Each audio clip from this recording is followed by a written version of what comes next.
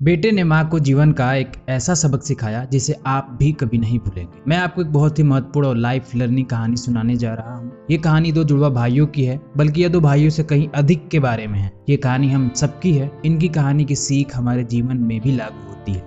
एक शराबी आदमी था जिसके दो जुड़वा बेटे थे और उसकी बीवी उसके साथ नहीं रहती थी। वो अपने बच्चों के साथ कभी कभी मिलने आया करती थी। दोनों बेटे शराबी बाप के साथ ही पले बढ़े। बाप बहुत ही गुस्सैल, क्रोधित और चिड़चिड़ा आदमी था। आपने भी देखा होगा, अक्सर शराबी लोगों का बर्ताव कुछ ऐसा ही होता है। वह बहुत कड़वा और आक्रामक था, मारपीट करता था और गाली भी देता था। यह पिता अपने बेटों के लिए सबसे खराब उदाहरण था।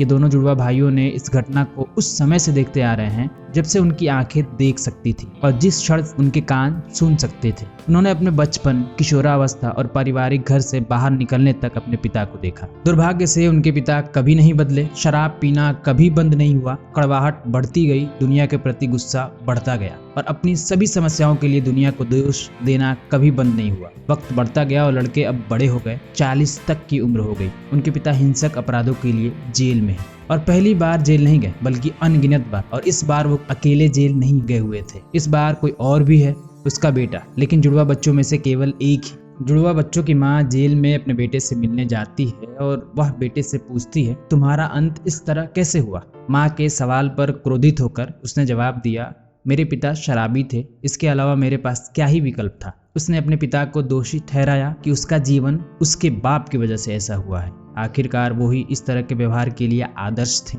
मेरे आसपास का माहौल ही ऐसा था, इसलिए मैं ऐसा बना। घर जाते समय माँ दूसरे जुड़वा बेटे से भी मिलने गई। इस जुड़वा का जीवन थोड़ा अलग हो गया था। उसने अपने जीवन में कभी शराब की एक बूंद भी नहीं छुई। ये खुशहाल शादीशुदा है, इसके 2 खूबसूरत बच्चे हैं और ये बहुत ही सफल जीवन जी रहा है। माँ इस बेटे से भी पूछती है कि तुम्हारा अंत ऐसा कैसे हुआ? वह जवाब देता है, मेरे पिता एक गुस्सैल शराबी थे, मेरे पास क्या विकल्प था। मैं अपने लिए वह जीवन नहीं चाहता था। मुझे उसे यह सोचते हुए देखना बहुत अच्छे से याद है कि वह मैं कभी नहीं बनूंगा, चाहे कुछ भी हो। मैं अपने जीवन और अपने बच्चों के जीवन के लिए इसके बिल्कुल विपरीत चाहता था, इसलिए आज मैं ऐसा हूँ। Moral of the story is, इससे कोई फर्क नहीं पड़ता कि हमारे साथ क्या होता है, केवल ये मायने रखता है कि हमारे साथ जो होता है उसे हम क्या अर्थ देते हैं। यही हमारे जीवन को आकार देता है। यही वह चीज़ है जो आकार देती है कि हम कौन बनेंगे।